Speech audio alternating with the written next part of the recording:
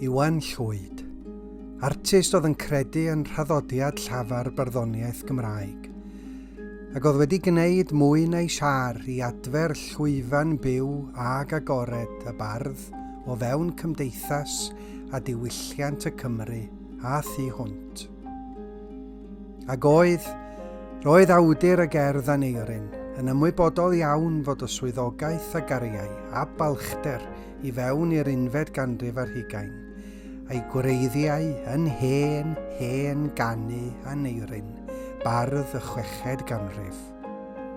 Iwan Llwyd, y bardd berfformiwr bob lliw namyn Llwyd, a fu farw yn 2008 ac yntau ond yn 52 mlwydd oed.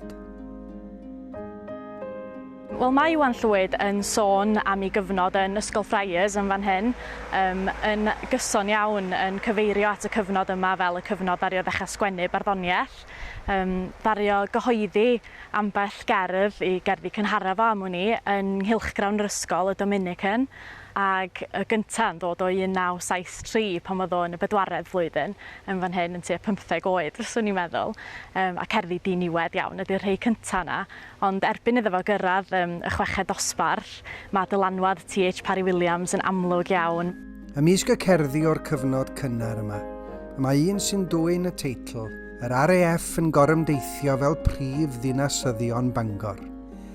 Tystiolaeth gynnar o'i ofid o am y tyndra oesol rhwng rhyfel a heddwch, ac wedi madael a Bangor i fagwraeth a dod yn fyfyriwr yn Aberystwyth, dwysau wnaeth y concern hwn. Mi oedd o wedi dechrau ymddiddori yn yr helyntion yn Iwerddon, ac mae gennym fo sawl cerdd yn sôn am y gwrthdaro yng Ngogledd Iwerddon. Un o'r cerddi hynny, o'r enw Tommy Riley, mae hi'n ymddangos nesa at y gerdd Aneirin yn y gyfrol dan anesthetig fel mae'n digwydd. A cerdd ydi honno am Wyddel 22 oed gafodd ei saethu gan filwr o Brydain yng Ngogledd Iwerddon.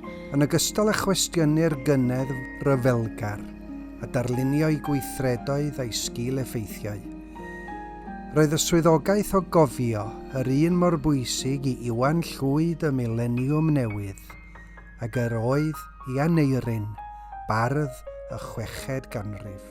O thema fawr y gerdd Aneirin wrth gwrs ydy rhyfel, ac mi sgwennodd o'r gerdd ar ôl darllen llyfr o'r enw Dispatches gan y newyddiadurwr rhyfel Michael Hur, cyfrol am ryfel Fietnam ydy honno, ac mae'n debyg yn y gyfrol honno bod na olygfa lle mae na hofrennydd yn llawn newyddiadurwyr yn glanio, ac mae'r milwyr i gyd yn heidio am yr hofrennydd yma, i gyd eisiau cael tynnu llun a deud i hanes mwyn cael rhyw fath o anfarwoldeb.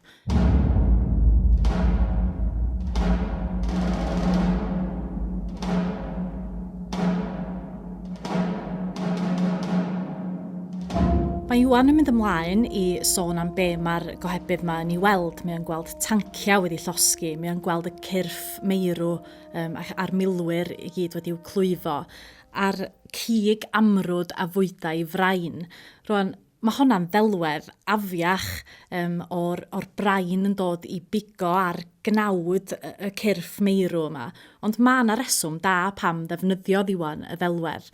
Mae hi'n ddelwedd sy'n codi yn aml yng nghanu Aneirin. Mae Aneirin yn disgrifio yn ei awdla fo bod rhywun dan frain i olygu i bod nhw wedi marw, bod y brain ma'n dod i bigo ar y cnawd unwaith bod y corff yn gelain. Ac mae genna fo le arall yn disgrifio bod corff rhywun bydd i fran, medda fo. Hynny di bod bran wedi cael maeth, wedi elwa oddi wrth y corff marw yma. Felly, i bod hi'n ddelwedd ddychrynllyd a afiach go iawn, mae yna reswm da dros i defnyddio hi, eto mae'n mynd yn ôl at ganu Aneirin, ac yn dangos mae'r un ydy'r dioddefaint, yr un ydy marwolaeth mewn rhyfel yn y 6th ganrif ac ydi o'n y cyfnod sgwennodd o'r gerdd yma hefyd.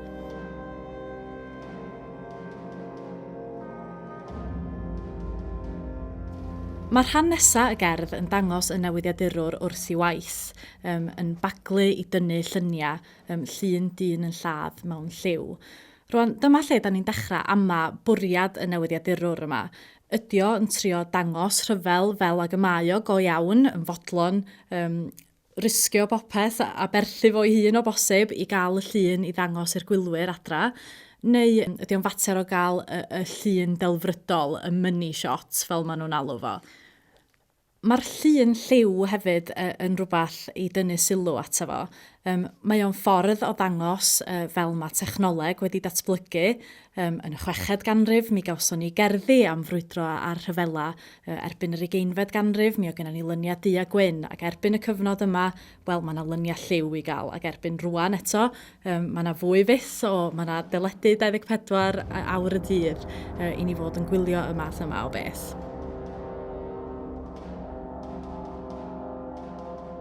Mi oedd Iwan yn ymwybodol bod technolegau wedi datblygu a bod y ffordd mae'r rhyfel yn cael ei gyflwyno wedi newid ar draws y canrifoedd. Ac mae gennym fo ddyfyniad o gylchgrawn barddas sydd yn deud: Mae'r ffordd mae'r rhyfel yn cael ei bortreadu wedi newid yn gyson dros y blynyddoedd a'r canrifoedd. Ond a oes gennym ni heddiw well syniad ynglyn â'r reality rhyfel na'n teidiau a neiniau a oedd yn gorfod dilyn y newyddion ar y radio neu yn y papurau newydd, neu ar y newsreels yn y sinema leol. Ac mae o'n ateb y cwestiwn ar ddiwedd yr ysgrif drwy ddeud: Y gwir ydy na chawsom ni ddim golwg mwy cynhwysfawr ar y rhyfel drwy deledu 24/7 nag roedd ein rhieni a'n teidiau yn ei gael drwy'r radio a'r papurau newydd. A deud y gwir, roedd Aneirin yn ôl yn y 6ed ganrif yn cyfleu cymaint os nad mwy o wai a phoen rhyfel na'r teledu drwy'r dydd a gawson ni yn ystod y mis diwetha. A sôn am ryfel Irac yn 2002 mae o yn fanna.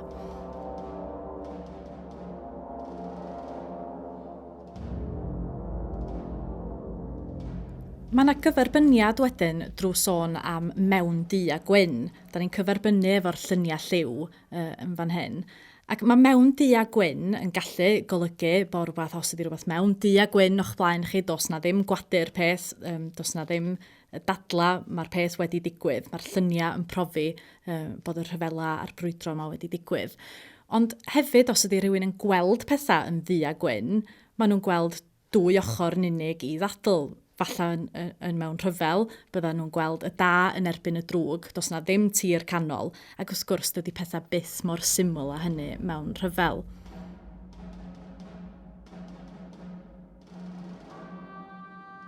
Mae o'n rhestru 4 lle sydd wedi gweld brwydro neu ryfela, Catraeth, Campuchea, y Som a'r 6 sir. Catraeth, mi ydyn ni'n gwybod oedd yn faes brwydr gofnododd Aneirin yn y 6ed ganrif yn ei gerddi i'r Gododdin. Campuchea wedyn, neu Cambodia fel da ni'n ei nabod o heddiw, yn cyfeirio at rhyfel Vietnam. Y Som yn un o frwydra mawr y rhyfel byd cynta. Mae'r 6 sir yn cyfeirio at Ogledd Iwerddon a'r gwrthdaro fuodd yn fan honno.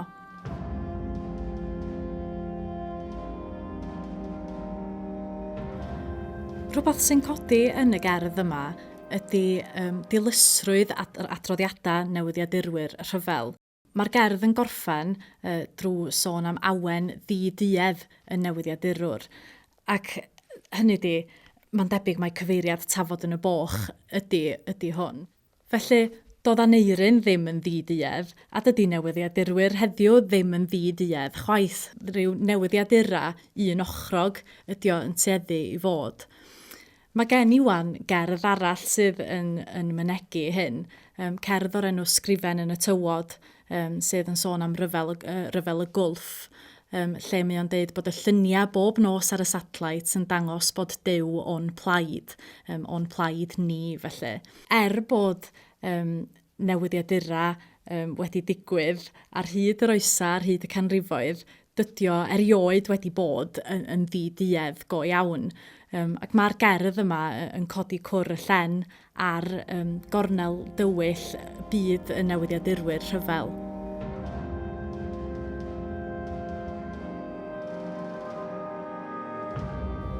Mae yna sôn ar ddiwedd Aneirin am yr cip ar dragwyddoldeb yma.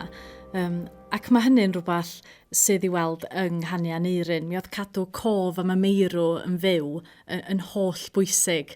Ac mae gen Gwyn Thomas ddyfyniad sy'n crynhoi hyn yn dda yn y traddodiad barddol i gyfrol o. Pan fydd pobl farw, mae'r byw yn hwyr neu'n hwyrach yn eu hanghofio nhw. Mae tegwch pryd, nerth, gwrhydru anrhydedd yn troi'n llwch os na chedwyr nhw'n fyw ym meddyliau pobl, os na chedwyr y cof amdanyn nhw. Yng Nghymru, y beirdd oedd yn cadw cof, y beirdd oedd yn sefyll yn wyneb angau ac yn nanedd anghofrwydd.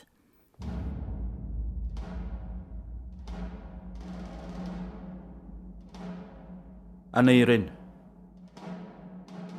Gyda'r gamra a thelmed, disgynnau storhofrennydd bryn filltir o'r frwydr. Yna'i gwadnu hi'n dygwrcwd am y lloches agosaf, a'r ergydion yn ffrwydro'n yfflon oedd gwmpas. Heibio esgerbydau, llosg, y tanciau a lludwr cyrff gwag, y milwyr briwiedig a'r cig amrwd a fwydau frain. Baglais a syrthiais drwy'r mwd, gan godi weithiau i dynnu llun dyn yn lladd mewn lliw. Mewn du a gwyn, yng Nghatraeth a Campuchia, y som a'r chwe sir, megaist gyfaredd a chyfarwyddyd, a heidiau'r hogiau ateb dy gwestiynau, a dilyn a'i llygau dragluniau'r lens. Rhoddais iddynt fri a oroesau frwydr, a chip ar dragwyddoldeb yn awen ddiduedd y newyddiadurwr.